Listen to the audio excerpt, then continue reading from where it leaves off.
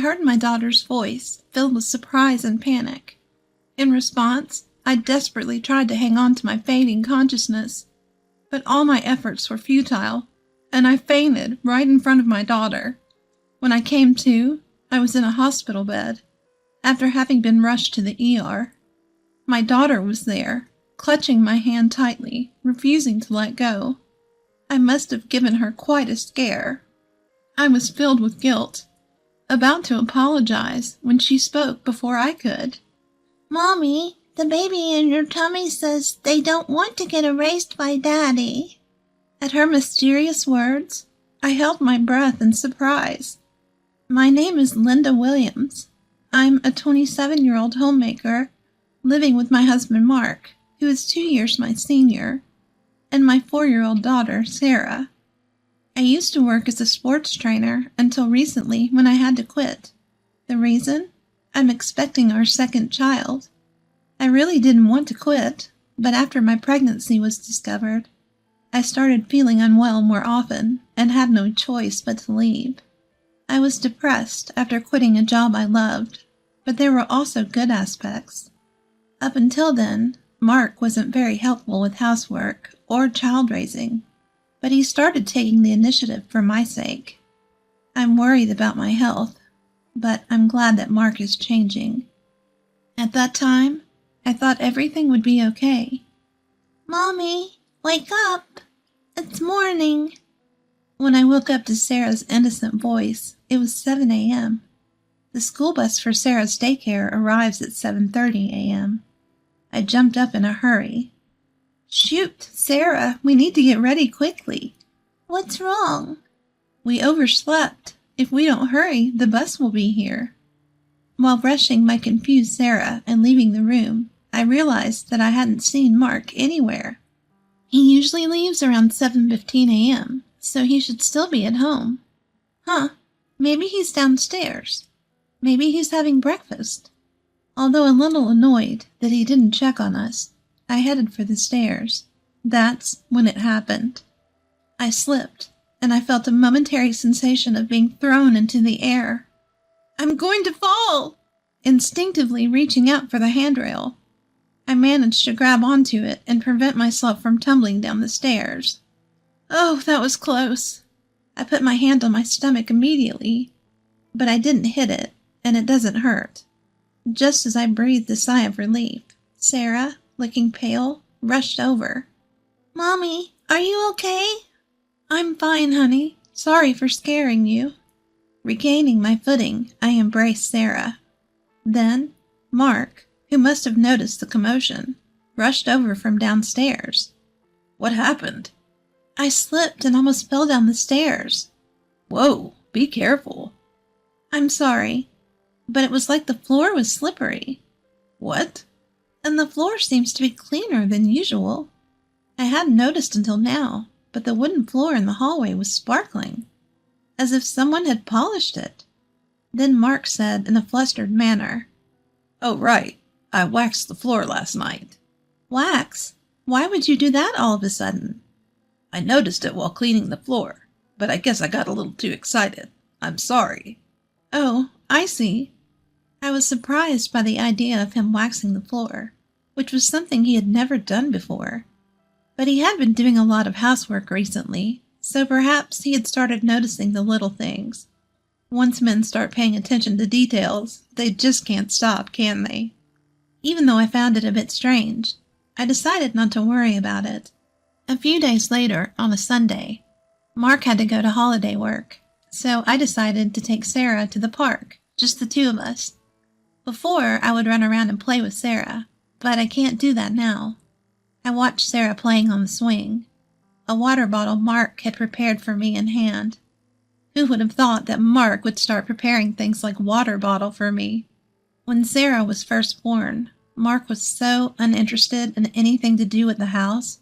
It still brings tears to my eyes when I think about it. He also had no interest in Sarah. So every time I say something to him, he gets grumpy, and coming home from work became later and later. The fact that he now prepares a bottle of water for me is still a shock, but I can't hide how happy it makes me. Thinking about this, and feeling a bit thirsty, I decided to take a sip of the tea Mark had prepared for me. Then, Mommy? After drinking about a quarter of the bottle, I suddenly felt dizzy and began to feel unstable on my feet. I grabbed onto the fence of the swing for support, but even then I could feel my strength fading, and it became increasingly difficult to stand. Mommy, what's wrong? Mommy. Hearing Sarah's surprised and worried voice, I desperately tried to hold on to my fading consciousness. If I faint here, I'll leave Sarah alone. But even with this thought, I fell right there while protecting my stomach. When I came to, the first thing that hit my eyes was a stark white ceiling.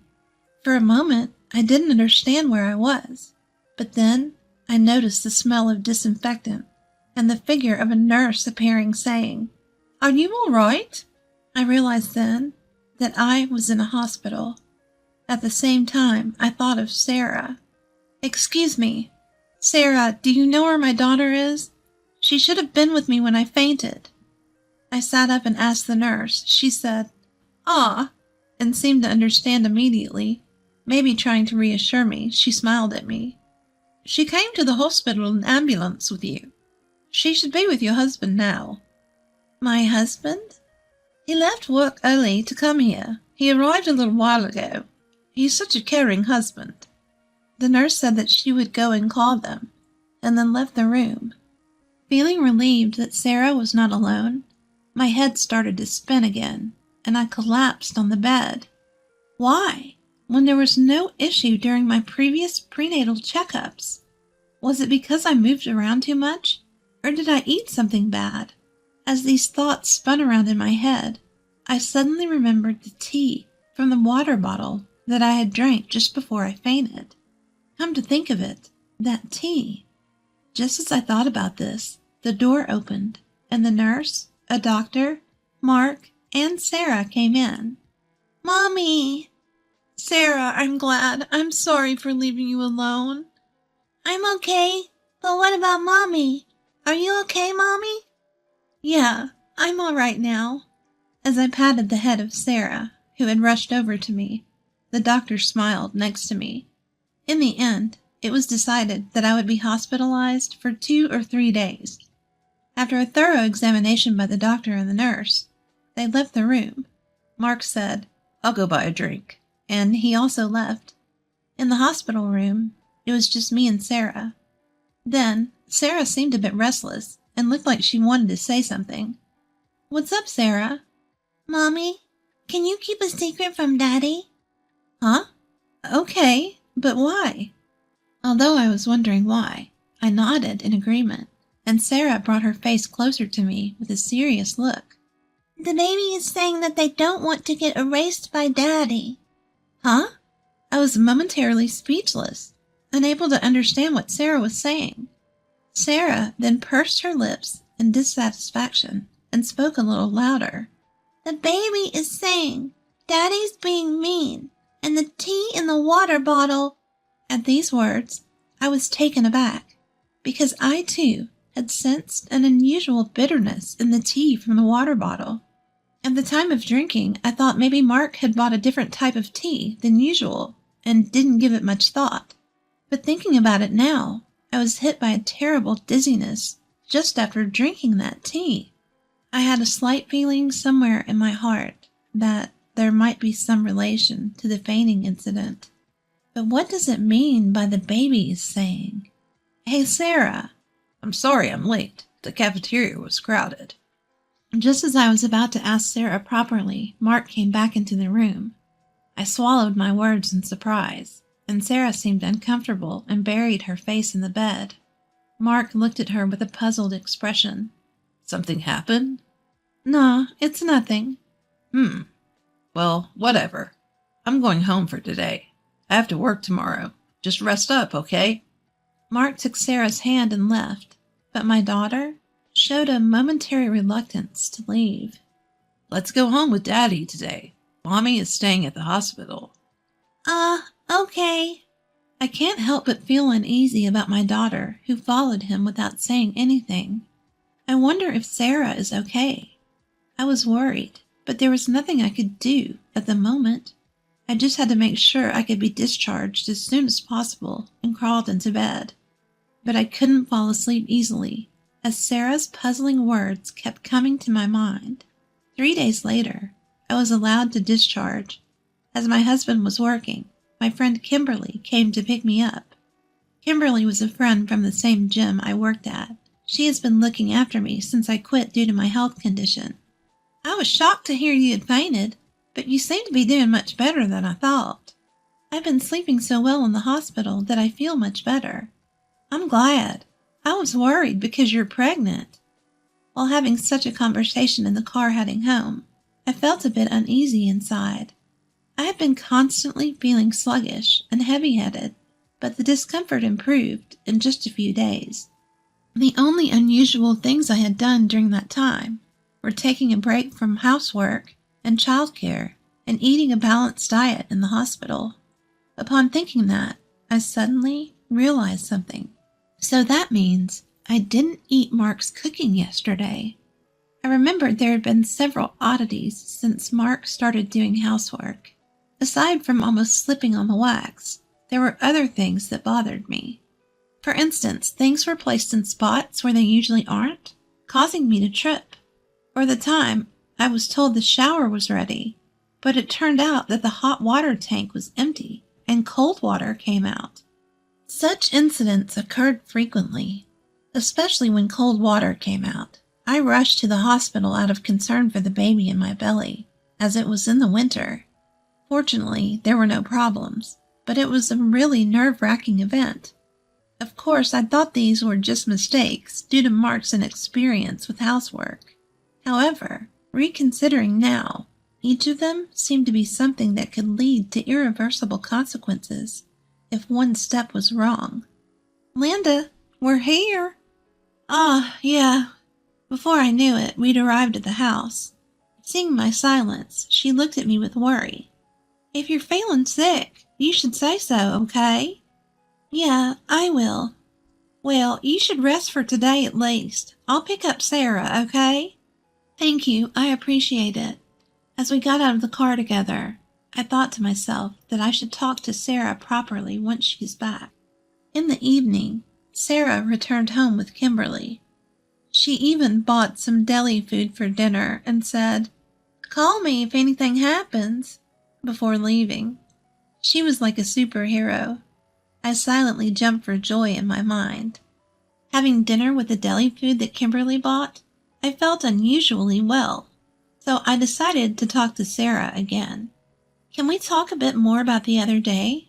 I asked, and Sarah nodded seriously. Can you talk to the baby in my belly, Sarah? Yes, Sarah nodded firmly. It was hard to believe, but I felt that there was no falsehood in her words. Then can you tell me again what the baby is saying? Well, the baby is scared of Daddy. Why? Daddy is trying to hurt us on purpose and separate Mommy and the baby. So the baby is clinging to Mommy with all his might. I was at a loss for words at this revelation. Her words, though clumsy, connected the dots I'd been feeling. Everything that felt off might have been deliberately planned to harm the baby. Feeling this, I shivered. Mommy, what's wrong? Are you in pain? Sarah, I'm sorry. I'm okay. Seeing Sarah's tearful face, I hastily embraced my little girl. And I made a decision, in secret. I have to find solid evidence, or no one will believe this. The next day, after watching my husband leave for work, I pulled something out of the back of the closet. It was a baby monitor we used when Sarah was an infant. If this reveals what he's doing, if it showed what I feared. The thought was so frightening, but if it showed nothing, that would be okay too. With a small hope in my heart, I hid the camera behind a houseplant. Then, a few days later, I mustered up the courage to check it. I can't believe this. It's too awful. What was captured there was something unimaginable, enough to shatter my small hope. And then I made up my mind. I absolutely won't forgive this. A week or so had passed since I saw the footage. I left my daughter, Sarah, at my parents' home earlier in the day. Then, I tidied up the entire house and prepared a perfect dinner before Mark came home. Mark, who finally came home, was surprised to see the lavish meal set on the table. What's going on? I could have made dinner. I can't let you do anything dangerous anymore. Huh? What? What do you mean? I didn't miss the flash of caution in his eyes. I mean exactly what I said. What have you been feeding your pregnant wife all this time? I don't get it at all. My health has improved significantly since I stopped eating your cooking for the past week. What's that supposed to mean? I had pretended to eat my husband's cooking and threw them all away. When I told this to my husband, he was slightly shaken. Also, when I checked around the house, I noticed the non-slip pad under the rug was missing, and the anti-tip device on the bookshelf next to the bed was removed. I got goosebumps when I found these. These weren't just targeted at our baby. It implied I was also a target. When I glanced at Mark, his mouth was twitching as he tried to force a smile. Now that I think about it, there was a time when body wash had spilled on the bathroom floor after shower, and things fell from shelves. If I'd fallen and hit my stomach, it would have been a disaster. Those are just coincidences, right? Maybe I just made a little mistake. I thought so too, until I saw this. I thrust my phone in front of his face, and when I played the footage recorded on the baby monitor, there was Mark talking on the phone with someone, and his voice was clearly recorded. I get it, but it's not going as planned. It's surprisingly hard to make a person disappear in an accident. Well, two people. It would be best if the baby in the belly could disappear too. Those words from the video sent chills down my spine no matter how many times I hear them. Watching Mark, he was shaking minutely and trembling in silence. Despite being wary, I continued to speak. The person on the phone is a woman, isn't it? Once I'm gone, you're talking about doing this and that. Things too disgusting to even mention. That's bullshit. You're spying on me like this? I'll sue you. How dare you? Do you even understand what you've done? Shut up. Just shut up. No longer able to find excuses, Mark, his face bright red, lost control and lashed out at me. Instinctively, I hunched over to protect my stomach. Just as I did, a loud bang sounded, and the next moment, I heard Mark scream. "Landa, are you okay?" "Kimberly, thank you." I looked over with relief to find Kimberly, who easily subdued Mark and was laughing. In fact, she's a strong woman who has won the national wrestling tournament multiple times. For the day, I had asked Kimberly to stand by in the next room just in case. Mark, pinned down by Kimberly, was already reddening his face and bellowing. You think you're alive because of who? Me, right?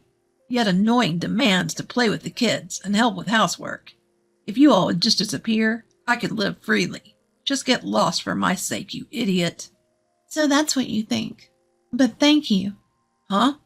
Actually, you just helped me a lot by self-destructing. Saying so, I thrust my phone, which was in call mode, in front of Mark. The call was to 911. Actually, it had been in the state for a little while before, so all of Mark's words had gone straight through to the police. Please, not the cops. Mark was struggling to escape, but Kimberly had him firmly pinned down and he couldn't move. I'm sorry. I was wrong. Please, I apologize. Forgive me. That's not something you can get away with just by apologizing. What you were about to do? Don't say such things. While Mark was thrashing around, the sound of several footsteps and a voice saying, "We're coming in," echoed, and the police officers entered through the door that was already unlocked. And in no time, Mark was taken away. Even on his way, Mark was pathetically clinging to me and pleading like, "Help me." A subsequent investigation revealed the plan by Mark and his mistress. The objective was to eliminate me, who was in their way, so they could be together. Even if they failed to get rid of me, they were contemplating a story that, The loss of our child due to my carelessness would lead to divorce. Moreover, if they could blame it on me, they thought they could claim compensation at the time of divorce. The sheer audacity of it all leaves me speechless. But even now, when I think about what could have happened, if I hadn't noticed anything, it still sends chills down my spine. Mommy, the baby is happy. She says she can always be by your side. When I went to pick up Sarah, she said that right away. Yes, I'm so glad. It's all thanks to you. I thanked my daughter from the bottom of my heart, and tears of relief flowed. Mommy, why are you crying? The baby is looking forward to meeting you. I'm also very excited. About a month after Mark's arrest, our divorce was finalized. And a few months later from that, I gave birth to a healthy baby girl. Sarah is overjoyed at her sister's birth and has now become a very reliable big sister.